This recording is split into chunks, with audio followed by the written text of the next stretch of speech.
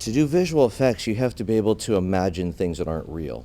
That really is your starting point because we get called on to do things when they're impossible to do any other way. You know, if a director or anyone can figure out a way to shoot a scene or an element, they will do that as their first choice. If it's something that has to be completely fantastic and there's no possible way to photograph it, that's what we get called on. The first films that really made me want to do visual effects was the first Jurassic Park. It was really the first time you would see something that believable, those dinosaurs. And I think it really changed people's vision and also filmmakers' vision on what you can achieve. For visual effects to really work for me, they should just be, they should just blend into the background. They should be there as there as a narrative feature. I mean, yes, some films do rely on them massively, but equally, they should just look photoreal and feel as if it was shot in camera, and that's the most successful visual effects, I think.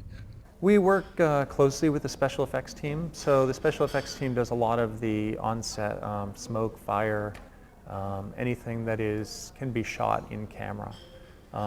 We do a lot of the same things, but a lot of it we have to do digitally because you can't set people on fire, you can't throw them in rivers most of the time. So that's where we come in, so we can do whatever we want to the actors. Obviously, there's great tools that were come up with for Avatar where we can actually capture the entire performance all the way down to the nuances of the facial performance. You know, one of the things that's kind of close to my heart is trying to figure out how to achieve that level of fidelity with less and less impact on the shooting crew.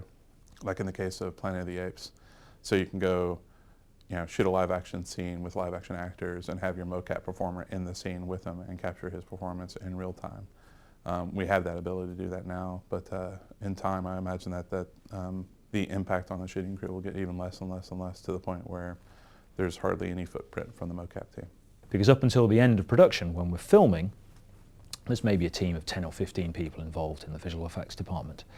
But once post starts, the team expands dramatically, anything up to 200-300 people, to create all the carefully crafted digital animation, computer graphics, combining live action special effects elements and combining those with the original filmed images to make the shots that go into the film.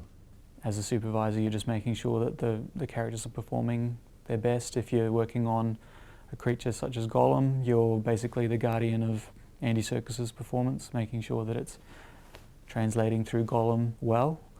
And if you're working on something like an eagle, which is a keyframe-based creature, you're just working with the animators, trying to build up a good vocabulary of movement for that creature and just ensuring the quality of the motion is always feeling realistic, as convincing as it can be, but also the ultimate goal is to make it entertaining and engaging for the audience to watch. How we work day to day really mimics live action filmmaking processes. You know, we have dailies the same way that you would on a live action stage.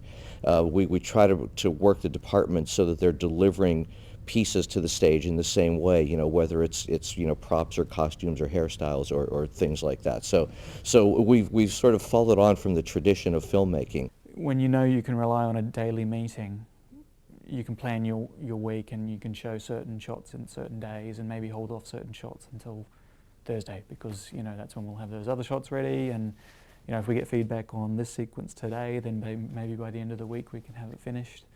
So we could really just get through a lot of work that way, just with that regular contact.